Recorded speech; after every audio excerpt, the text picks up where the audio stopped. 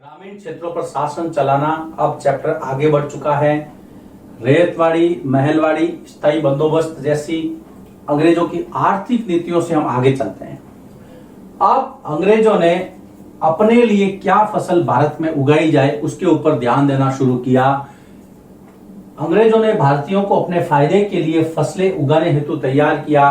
Topic है Europe के लिए फसलें उगाना।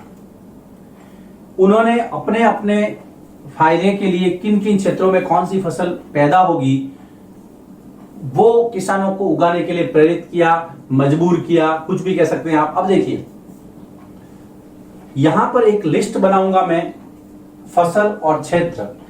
जब ये लिस्ट तैयार हो जाएगी तो आप देखेंगे आज भी वो क्षेत्र उस फसल के लिए जाना जाता है। तो देखिए, शुरू करते हैं हम बंगाल से शुरू करते हैं हम। ये है आपका बंगाल। यहां पर जिस फसल के लिए उन्होंने कहा था वो थी पटसन, और आज भी बंगाल में पटसन ज्यादा होता है, और बांग्लादेश तो पटसन के लिए ही विश्व में जाना जाता है। अगर हम चाय की बात करें, चाय तो आसाम या असम चाय के लिए आज भी प्रसिद्ध है। अगर हम गन्ना की बात करें, उस समय का संयुक्त प्रांत और आज का यूपी, उत्तर प्रदेश गन्ने के लिए जाना जाता है। अगर आप गेहूं की बात करें तो पंजाब, उस समय अंग्रेजों ने पंजाब को गेहूं के लिए चुना। आज भी गेहूं पंजाब में अधिक उत्पादित होता है। चाय की बात कीजिए, पटसन की बात कीजिए, गन्ना की बात कीजिए, गेहूं की बात कीजिए, कपास की बात कीजिए, महाराष्ट्र और पंजाब। ये देखिए कपास, कपास में आप देखेंगे महाराष्ट्र तथा पंजाब, आज भी महाराष्ट्र और पंजाब में कपास अच्छे लेवल पर पैदा होता है। चावल की बात कीजिए आप, दक्षिण भारत, मद्रास। दोस्तों, यह सूची आपकी किताब में भी दी हुई है, और मैंने इस सूची को यहां पर इसलिए लिखा है आपको पता रहे कि अंग्रेजों ने किस क्षेत्र के लिए कौन सी फसल चुनी थी और वहां के किसानों को कहा कि आप यही उगाइए। इन फसलों तक तो ठीक था भाई, गेहूं है, गन्ना है, चावल है, चाय है, ये तो ठीक था। लेकिन अब एक ऐसी फसल की बात की जाएगी मित्रों जिसका भारत को कुछ भी फायदा नहीं था, सारा का सारा फायदा अंग्रेजों को था। नील की खेती और भारत। नील की खेती। अगला टॉपिक यह है, आप जानते हैं कि उस समय जो वस्त्र उद्योग है भारत का बहुत अच्छा था। फिर अंग्रेजों ने उस पर अपनी नीतियां लागू की तो यहां का वस्त्र उद्योग चौपट हो गया। उसके बाद में जो वस्त्र उद्योग था वो इंग्लैंड शिफ्ट हुआ। अब उसको रंगने के लिए नीले कलर की आवश्यकता थी, ब्लू कलर, और यूरोप के जो लोग थे वो उस रंग को प्राप्त करने के लिए वोड नामक पौधे पर आश्रित थे, जिक्र आएगा आगे उसका। लेकिन तभी उनको पता चला कि यार भारत के अंदर नील की खेती होती है, इंडिगो, उसका कलर काफी अच्छा होता है, फाइन क्वालिटी का कलर है उसका, चमकदार है, चमक है उसमें विशेष तरह की, दिखने में बहुत सुंदर होता है। अब नील की खेती पे चर्चा देखिए। नील का जो पौधा होता है वो उष्ण कटिबंधीय इलाकों में उगता है। अब उष्ण कटिबंधीय इलाकों से आपका क्या अभिप्राय है? मान लीजिए ये ग्लोब है, आप ज्योग्राफी में पढ़ते हैं मित्रों। ये देखिए, ये आपका 0 डिग्री इक्वेटर है, ये आपका 10 डिग्री नॉर्थ है, मान लीजिए 10 डिग्री साउथ है। ये जो क्षेत्र है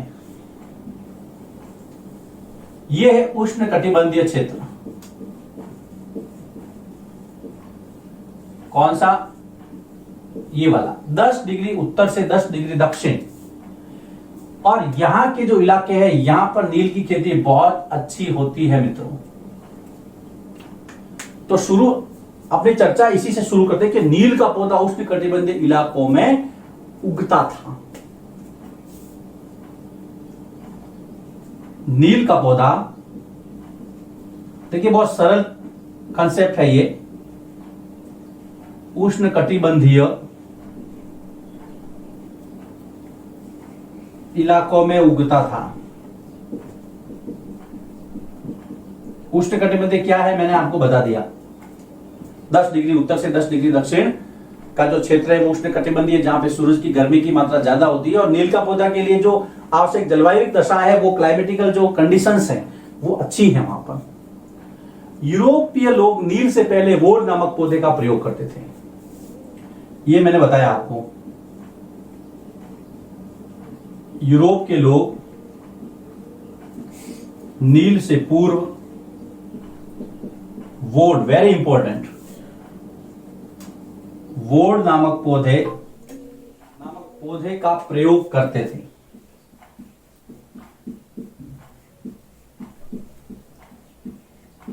यूरोप के लोग नील से पहले वोड नामक पौधे का प्रयोग करते थे, लेकिन जो नील का रंग है वो वोड की तुलना में काफी चमकदार था।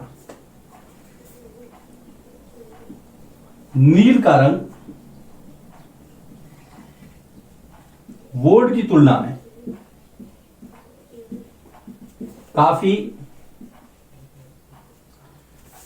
चमकदार और गहरा था। देखिए वोड का रंग जो था वो फीका था, लेकिन नील का रंग जो है वो बहुत ही शाइनी था, चमकदार था और गहरा भी था। तो लोगों की जो पसंद है वो नील ज्यादा थी। देखते ही देखते यूरोप के अंदर नील को बहुत ज्यादा पसंद किया जाने लगा और इसका असर पड़ा सीधा अंग्रेजों की मानसिकता पर। अंग्रेजों ने भारत को नील उत्पादक देश की तरफ देखा। यहां पर हम लिख सकते हैं कि अंग्रेजों ने भारत को नील उत्पादक राज्य कह सकते हैं, देश कह सकते हैं, राज्य की तरह देखा और किसानों को कहा कि आप नील की खेती करो, और किसानों को नील की खेती के लिए उत्साहित किया, प्रोत्साहित किया, उसके बाद में मजबूर भी किया और नील के बागान बनने लगे तथा भारत में नील के बागान बनने लगी। नील की खेती के दो प्रकार थे, एक तो थी निज और दूसरी थी रेयती। रेयती से यह अभिप्राय है किसान से संबंधित कोई भी व्यक्ति खेती और जमीन को भाड़े पर लेता, किराए पर लेता, उस पर नील की खेती करवाई जाती थी। तो ये दो तरह से खेती करवाते थे, एक बागान खरीद करते, दूसरा बड़े बड़े भूखंड किराए पर लेकर के। ये थी निज खेती। लेकिन इस खेती में बहुत सारी समस्याएं थी। तो अगला जो टॉपिक हम लेते हैं कि भाई निज खेती की क्या क्या समस्याएं थी। निज खेती की समस्याएं, प्रॉब्लम क्या थी निज कल्टीवेशन में, इसको निज कल्टीवेशन ही कहा गया है।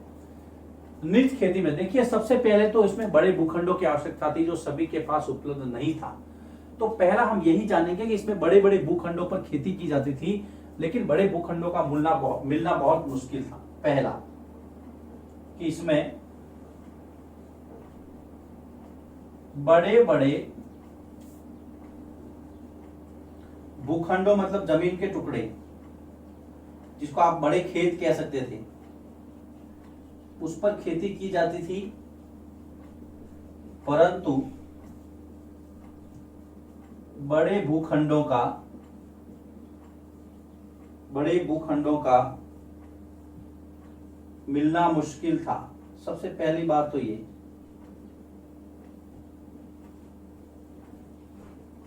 बड़े भूखंड नहीं मिल रहे थे।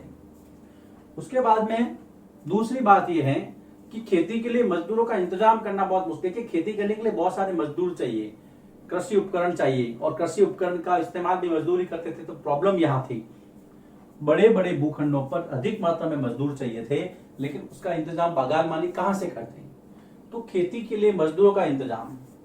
दूसरा मैं यहां लिखा हूं, खेती के लिए, खेती मतलब निज खेती, खेती के लिए मजदूरों का इंतजाम करना बड़ी चुनौती थी, चैलेंज था। आगे बढ़ते हैं। अब हल बैल कहां से लाए? बड़े पैमाने पर हल बैलों की व्यवस्था करना भी एक चुनौती थी। बड़े पैमाने, बहुत बड़े स्तर पर हल बैल, जो खेती के लिए सबसे ज्यादा जरूरत थी, हल बैलों की व्यवस्था करना कठिन कार्य था, क्योंकि किसान धान की फसल हेतु हल बैलों का प्रयोग करते थे। अब हल बैलों का प्रयोग धान के लिए करें कि नील के लिए करें? क्योंकि धान सबसे ज्यादा जरूरी था खाने के लिए, किसान के लिए, लेकिन बगान मालिक कह रहे कि भाई हमें हल बैल दो। तो किसानों ने कहा हम कैसे दें? इतने ये प्रॉब्लम्स थी। उसके अलावा एक फैक्ट है, इसके उपरांत भी जो भूमि का प्रतिशत था कि नील की कुल खेती का 25%, नील की कुल खेती का 25% निज खेती से था। अब 75% जो था वो था रेयती खेती से, किसान से। देखिए, रेयत का मतलब होता है किसान। किसान को जब ये कहा गया कि भाई आप नील की खेती करो, तो उसको रेयती खेती कहा गया। चाहे किसान ने मजबूरी में की, चाहे अपनी इच्छा से की, लेकिन किसान के द्वारा की, जिसमें बगान मालिकों का कोई रोल नहीं था, उसको कहा गया रेयती खेती। बगान मालिकों की ये जो निज खेती थी, उससे रेयती खेती थोड़ी सी अलग थी। देखिए उसमें क्या था रेयती खेती। सबसे पहले बगान मालिक जो है वो किसान से कॉन्ट्रैक्ट करते थे, अनुबंध करते थे। मैं यहां पर लिखता हूं रेयती खेती।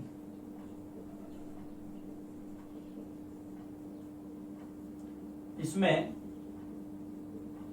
किसानों यानी रेयतों का बगान मालिकों के साथ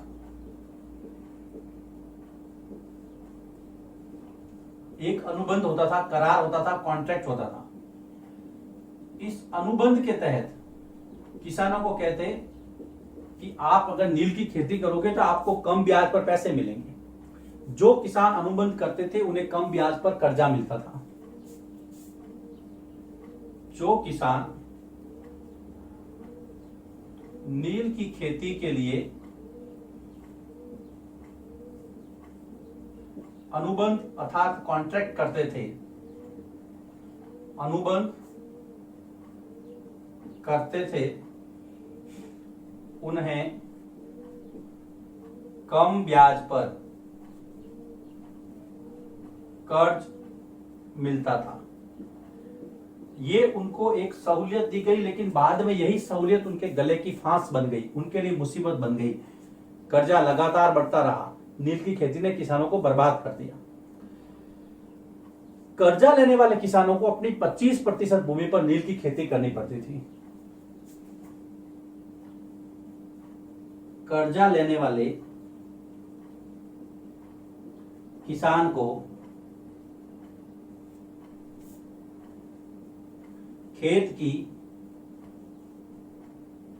25% भूमि पर 25% भूमि पर नील की खेती करनी पड़ती थी। आ गया ना पकड़ में? 25% कंपलसरी कर दिया आपको, 25%, और वो भी कौन सी? आपके खेत का जो सबसे उपजाऊ क्षेत्र है उस पर आपको नील की खेती करनी पड़ेगी।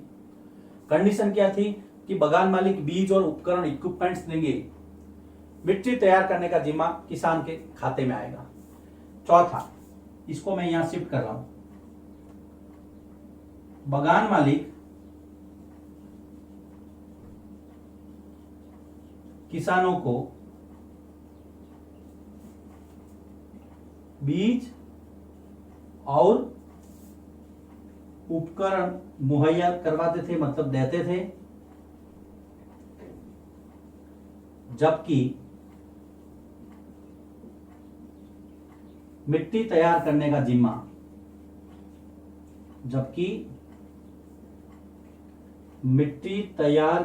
जिम्मा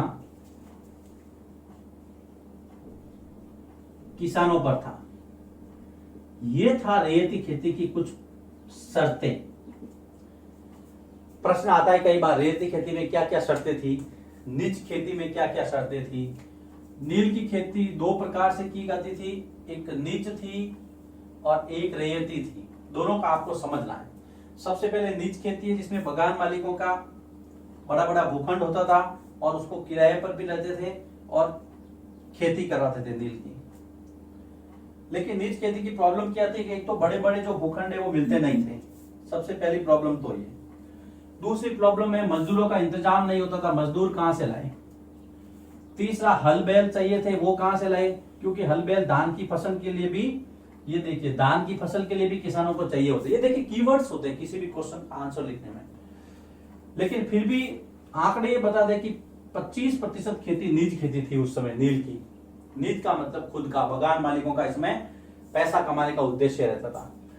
अब हम आते हैं रेती खेती पर, जिसके अंदर किसान से अनुबंध किया गया, कॉन्ट्रैक्ट किया गया नील के बगान मालिकों द्वारा। ये एक अनुबंध था। किसान को नील की खेती उपजानी है तो उसके लिए कम ब्याज पर पैसा मिलेगा।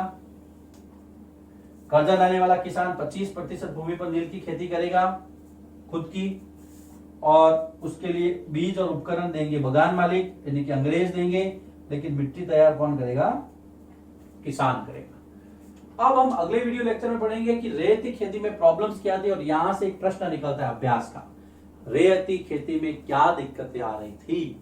उसके बाद में नील का विद्रोह होगा, नील विद्रोह के बाद में गांधी जी के द्वारा इसके अंदर हस्तक्षेप किया जाएगा और ये पाठ आपका समाप्त हो जाएगा।